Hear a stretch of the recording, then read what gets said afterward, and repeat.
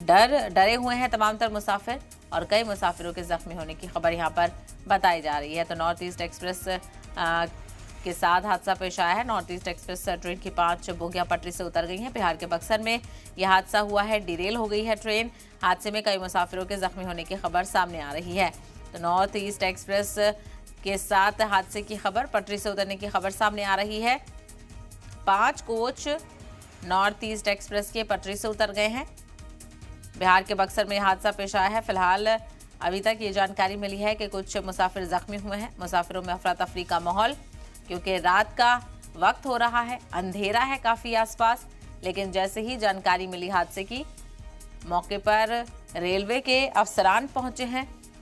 जायज़ा वहां पर लिया जाएगा। ट्रेन डिरेल हो गई है और जो मुसाफिर हैं वो भी, अफरा तफरी का माहौल वहां पर देखने को मिल रहा है। वो भी डरे हुए हैं मुसाफिर, और ऐसे में मुसाफिर ट्रेन से बाहर निकल गए हैं। तस्वीर आप देख सकते हैं, भीड़ काफ़ी यहाँ पर नज़र आ रही है। नॉर्थ ईस्ट एक्सप्रेस है ये, जो कि हादसे का शिकार हुई है। आनंद विहार से कामाख्या धाम ये जा रही थी नॉर्थ ईस्ट एक्सप्रेस। डिरेल होने की खबर सामने आ रही है।